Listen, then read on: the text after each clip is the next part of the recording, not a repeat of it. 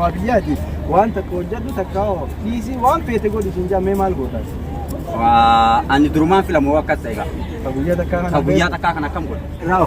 Miila irraa kophee qaba. Kophee akkam? Ta'uu fi jumbee kun gurraacha na fakkaata. Inni ta'uu fi jumbee. Yoo daalacha. Mootummaa qabatte guyyaa tokko foosii kennan mee wanta ati gootu maali dursite? Joori faayida irraa baasa.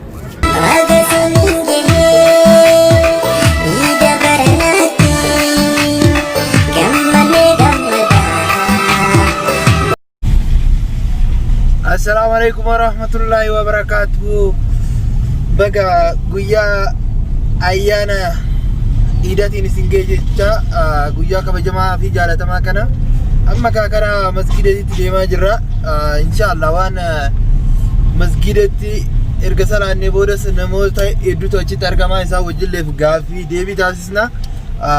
Akkasumas ayyaanni kun maal akka fakkaatu fi ummata Oromoo biratti immoo akkasumas ummata musliimoota addunyaa kana bira jiran hunda isaaniitiif ayyaanni kun ayyaana kabajamaa fi jaalatamaa akka ta'e abdiin qabna. Kanaaf saayibni keessa ana biratti argamaa innis mee asmaan nagaa isin haa gaafatu baga isin hin geelle haa jedhu gara isaatti dabarsaati. Assalaamu alaikum warahmatullahi wabarakatuh. Hordoftoota fi daawwattoota keenya baga ayyaana Eid al-Adha bara 2040 takkaatiin isin ga'e isiniin jecha kunnoo ammaan tana karaa masgiidaa deemaa jirra. Inshaallah yoo rabbi hojii taate masgiida gizee deemnee hiriyoota keenyaas hedduutu achitti argama. Isaanii hojii gaaffii deebii adda addaa warra yaaddaniis yaada baha akkasumatti wal qunnamnaa. Inshaallah kanaafuu nu faana turaan afeerraa teenyaan isiniin jedha. Eegaa daawwattoota keenya amma daddaffiidhaan gara deemaa jirra. Sa'aatii illee nutti karaa jira waan ta'eef kanaaf qophii keenya jalqaba irraa hanga xumuraatitti akkan wajjin taatan abdii qabna. Inshallah iida milkii rabbi nu haa taasisu, iida bilisummaa rabbi nu haa taasisu. Inshallah warreen iida kanas osoo hin argamin biyyee dadhabanis hedduutu jira. Kanaaf warri mana hidhaa keessa jiranis osoo iida kana kabajaadhaan osoo jaalalaan isa eegaa jiran mana hidhaa keessatti warreen dararamaa jiranis akka Jawaar Mohammad, Hamzaa Booranaa, Baqqalaa Garbaatii fi akkasumas taatota isaan jala jiran hunda isaaniitu inshallah rabbiin akka nagaan isaan achi nu baasu abdii qabna. Guyyaa irraa kana immoo du'aayii akka gootaniifis asumaan dhaamsa isinii dabarsina. Qophiin keenya hanga xumuraatitti nu wajjin turan affeerraa kenna nagaan nu tura.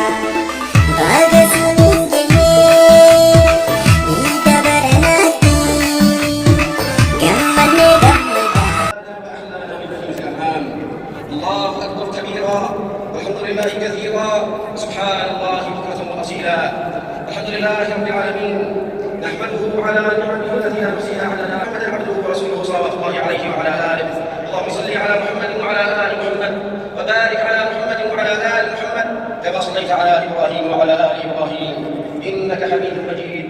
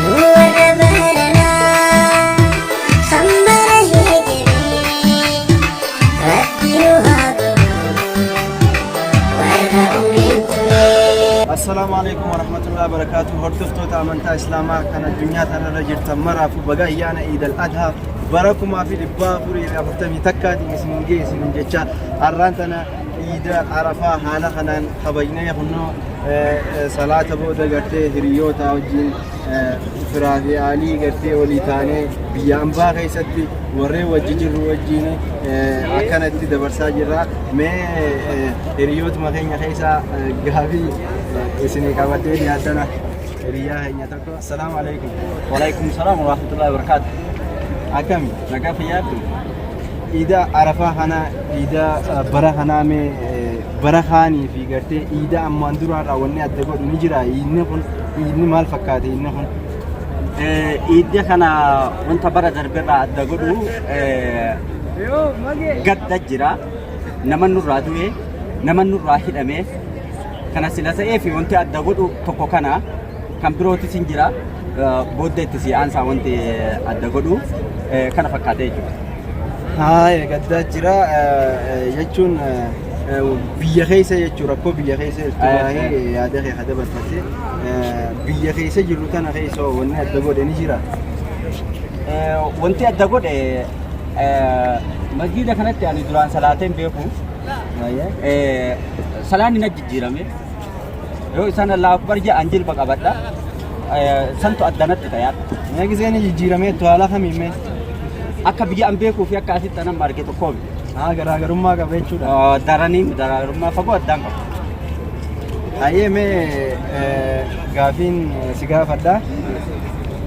Gaafiin biyya maali mee haatee see eebbiftee beekti? Eenaa eebbitee beekti? Mee maal siin jettee see eebbiftee beekti? Guddadhu bakka gahi.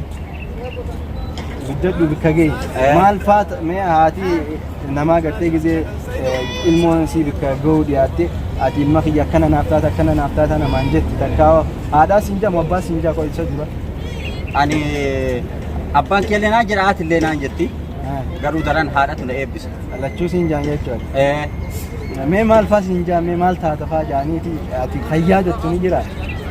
Waan taatan natti nimne ani. Natti nimne haadha abbaan kee. Ay mootummaa biyyaa takkaa bulchaa biyyaa taata siin hin jenne takkaa. Lakki akkas naan hin jenne. Haye bulchaa biyyaan taataa siin hin jenne waan siin jaanis bikkuma gahiidha malee ati kanaaf kanaan beektu. Namaaf biyyaaf nama bu'aa buusu tahi. Aanaaf aalii kee nama gargaaru tahii naan jedhan. Haye mee fakkeenyaaf yoo ammaan tana ati haatee rabbiin godhee ammaan tana mootummaa biyyaa taate duraan dursee gisee achirra baatu nama galatoonfattu qabda. Mee duraan dursee eenyu galatoonfatta? Abbaatii maaliif? isa of na barsiise waan ta'eef. bara kana keessa haadha galatoonfatamu jira bara. Asammaatu na dhaqe ana akka nuti abbaan dhaadanna malee haadhaan hin dhaadan. Kanaafuu abbaa keetii jechuudha dura Oromtichi san qabare. Ayyame maal gootamee yeroo duraatti yeroo sanitti gizee baate waan gartee biyya fayyadu takkaawaa wanni ati qalbii deetii yaaddee biyyanii fayyadaa takkaawaa biyyanii guddisaa namaaf waan godhuu feetume duraan dursee yoo mootummaa biyyaa si godha maal gootamee? Wanti an dursee godhu sabaaf sablammoota irraa walitti waamee teennee waliin mari'annee biyya tana garamitti akkamitti ceesifna akkamitti guddifna kan jedhu hin mari'annaadha. Sabaaf sablammoota waliin yaamtee marii goote jechuudha. Kana jechuun dura ka gootu. Dura kan godhu san. Hayyame carraa maayyii qabdaati biyya tana bulchitee irraa bu'uuf yoo siin jaammee maal gootu? Akkam jechuun? Maayyii arraan tanaaf guyyaa maayyii dhaarruma bulchitaa jaanii yoo guyyuma san carruma san si kennan guyyaa maayyiiti mee maal gootee buusame? Nagaa uummata kiyya dhaamadhee yoo kan balleessu ta'e dhiifama gaafadhee irraa bu'u. Bar guyyuma san qabatte guyyaa keessa waan balleessita.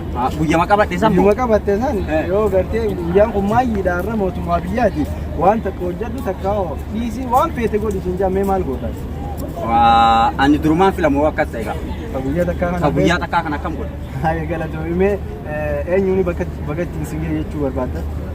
Adda dureedhaan maatii kan koo itti aansee Jawaar Muhammad warroota hidhaman hunda isaaniitu qeerroo biyyaa kan biyya alaatiif biyya keessa jira hundaanuu akkasumas hiriyoota kan koo bagatti isin ga'ee jechuudha barbaada. Haaya galatoomee. Fakkeenyaaf innoo bakkiin teenya tana fakkaatti akkuma itti fuftetti jirti nu faana turaan afeerraa teenya gaa akka gartee nu daawwattan chaayinaala keenyaas gartee akka nu cinaa dhaabbattan abdii guddaa qabna kanaafuu nu jajjabeessaa nutis qophii adda addaatiin isin biraan gahuudhaaf abdii qabna jajjabaadha. Assalaamu alaikum warahmatullahi wabarakatuhu. Musliimoonni addunyaa irra jirtan hundi keessanuu kan biyya alaa jirtanii kan biyya keessa jirtan baga itti isin gahee isiniin jedha. Egaa guyyaa har'aa iddoo kanatti argamnee salaannee ajjumaa gayyaanee hiriyoota koo wajjin hiriyoota kan koo kan yuutuubaroota Yaman kan tahan wajjin gaafiif deebii xiqqoo isii gochuu barbaanna. Gaafiif deebii kiyya na wajjin godhuu eeyyamamaa ta'uu keetii fi kam jedhe? Galatu. Galanni kee hin badin. Mee eenyu maqaan kan kee? Maqaan kiyya Abdiisaa Hussein jedhama. Abdiisaa Hussein. Maaliif asii argamtee arga? Wal nama gaafachiisu guyyaa iidaa waan ta'eef salaataaf as bulee jira masgiidee. Iidaaf as dhuftan jechuudha. Iidiin kun waggaa meeqaffaadha kan hadha asii salaatuu dhufte kun? Waggaa 1441. Arafaa kana fixrii ni kennanii? Kun fitrii miti kan fitrii dura dabree jechaadha. Kun ammoo zakaa keessaa baasta. Kana zakaa keessaa qabda mallaqa qabdu keessaa horii qabdu keessaa zakaa baafta jechaadha. Malee fitriin kanaa miti fitriin kan dabre jechaadha. Galatoomi. Mee namni si eebbisa jira ati dhalatteeti? Dhalatee namni na eebbise hin jira ati tiyyas abbaan kiyyas namni waan gaarii dalagu hundi na eebbise. Mee abbaan kee maal jedhee si eebbise?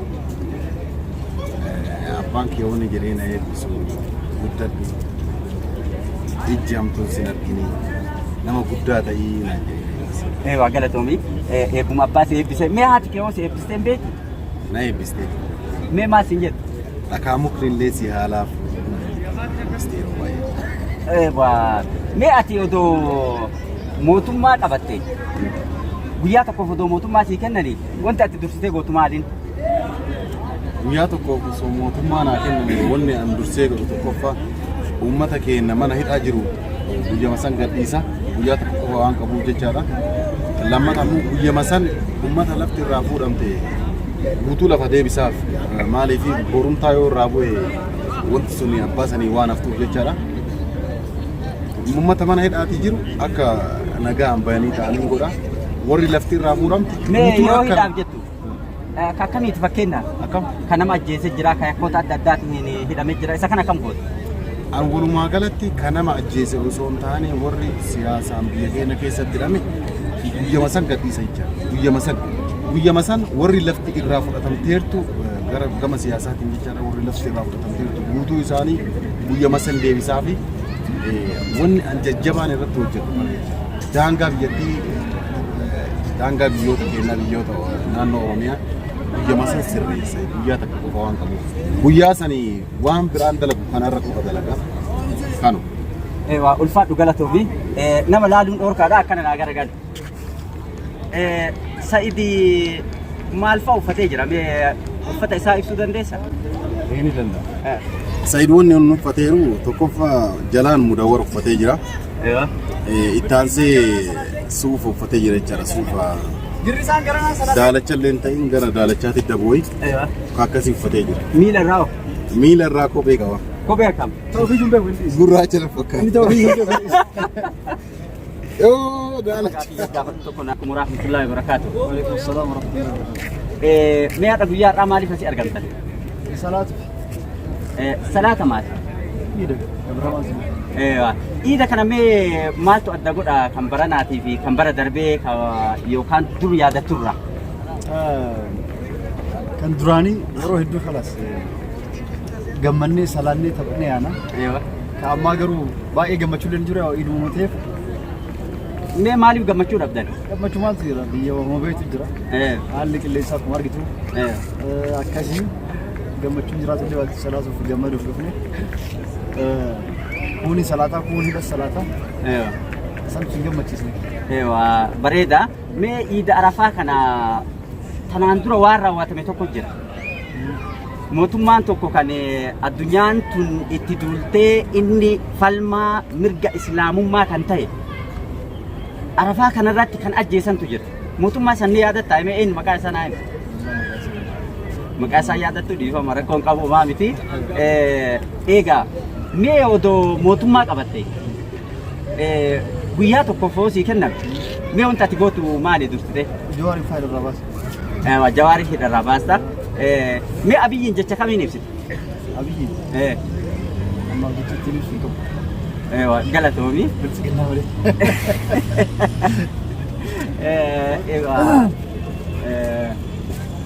Mee nyaata keessaa ka ati jaalattu maali? Nyaata keessaa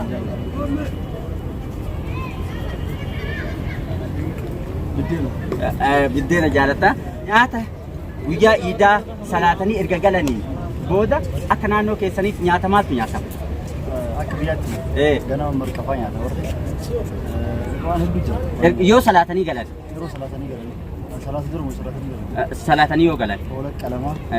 Booda waan bilcheessu taras goonii. Iida arafaatii fi mee islaamni iida meeqa qaba waggaatti? Islaamni iida lama qaba. Kamiif kan? Iida arafaatii fi iida ramadaana.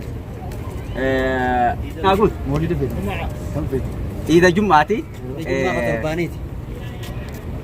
Kana fakkaataa gaaffii fi deebii wajjin godhuu keessaniif gara soomaatti. Assalamualaikum warahmatullahi wabarakatuh. Waalaikum salaam warahmatullahi wabarakatuh. Tole gaaffii deebiin wajjin gochuu keessaniif guddaa galatoomaa.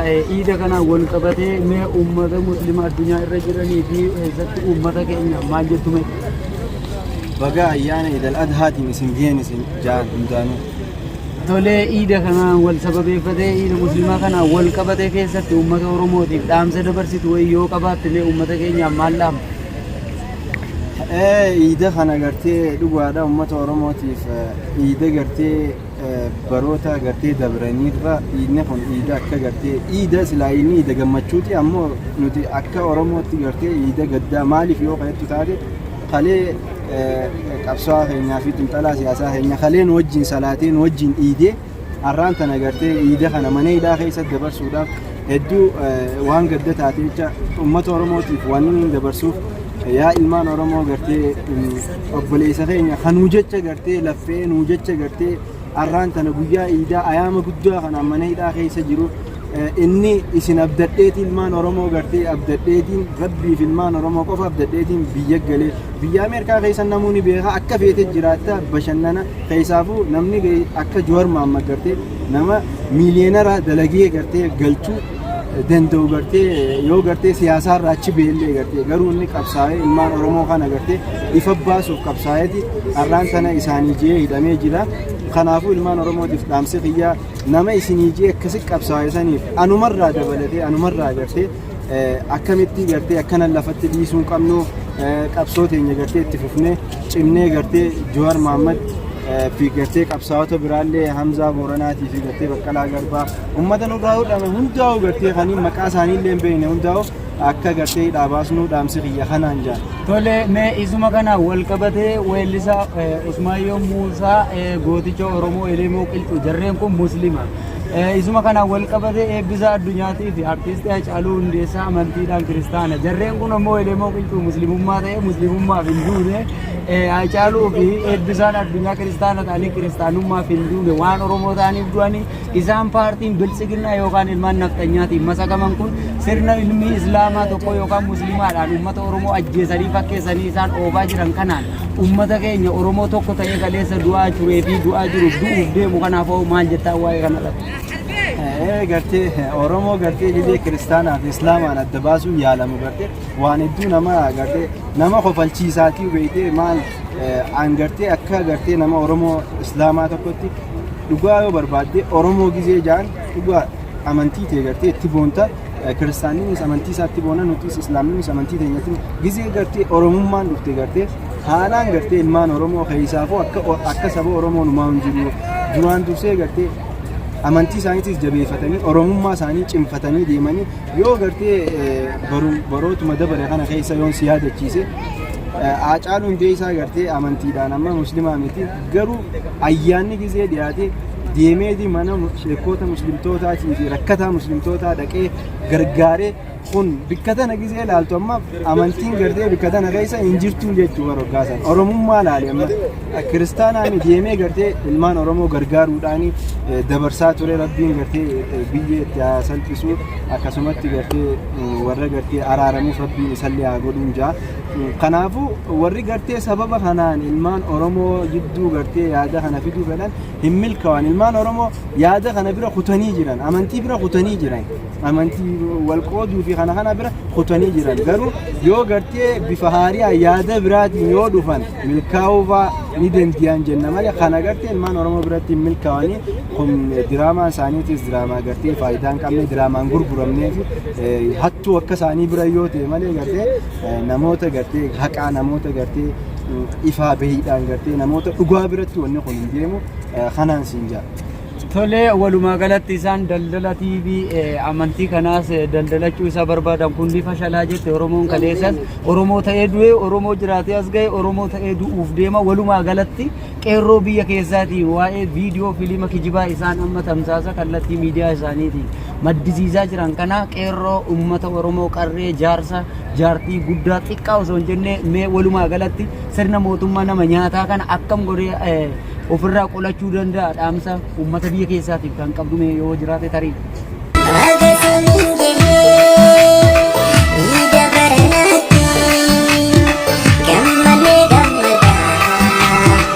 Musliman